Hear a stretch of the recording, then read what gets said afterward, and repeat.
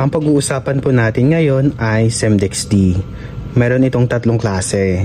Ito yung regular, ito yung forte, at ito naman yung syrup. Ang Semdex-D ay may generic name na phenylpropanolamine hydrochloride, chlorpheniramine maleate, and paracetamol. Itong phenylpropanolamine hydrochloride niya ay may 25 mg. Ang chlorpheniramine naman ay may 2 mg. Sa paracetamol naman, meron itong 325 mg. Ang pinagkaiba lang ng Semdex-D na to sa Semdex-D Forte ay mas mataas lang yung paracetamol content nito. Ito ay merong 500 mg. See the difference. 25, 25, 2 mg, 2 mg, and dito ang pinagkaiba, yung paracetamol content. Mas mataas ang content nitong Semdex-D Forte. Dito naman sa syrup, meron itong 6.25 mg na phenylpropanolamine. Tapos sa chlorpheniramine naman niya ay merong 500 micrograms. Paracetamol naman, meron itong 125 mg per 5 ml. Ang tamang pag-inom nito ay 6 hours interval. Pag adult ang iinom nito, 6 hours ang interval, pati ito. Pati rin itong syrup. Itong na to, tablet natin na to, itong Semdex-D na regular, tsaka yung forte, pwede itong i-take ng 7 to 12 years old. Pwede itong hatiin sa gitna. Tapos i-take niya ito ng 6 hours interval or 4 times a day. Dito naman sa syrup, ang age gap nito ay 2 to 12 years old.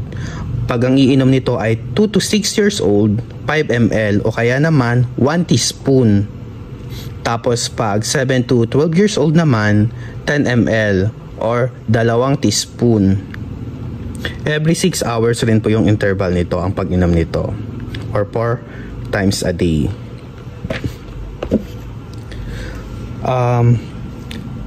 Yung decongestant nito, itong Semdex-D, alam nyo ba kung ano yung decongestant? Ito yung nag-help para yung clogged nose, alam yung baradong ilong, di ba?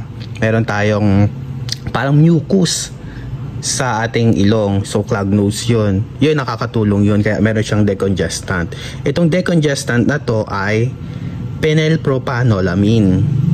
Tapos, meron rin siyang chlorpheniramine. Pag sinabing chlorpheniramine maleate, ito yung antihistamine. Pag sinabing antihistamine na content, ibig sabihin, allergy. For example, yung cause ng sipon mo, o yung nag-sneeze ka lagi, yung lagi kang nag-a-atching, yun yung cause na yun ng allergy. So, meron itong antihistamine na content or chlorpheniramine.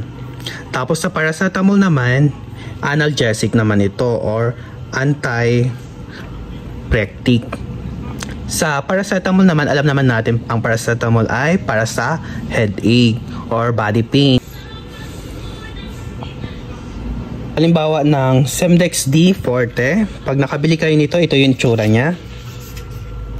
Violet rin. Semdex-D Forte nakalagay. Ito yung tsura niyan. Semdex-D Forte. Tapos dito naman sa regular na Semdex, ito yung itsura niya. Semdex-D. Ang SRP ng Semdex-D na regular ay 3.50, napakamura lang.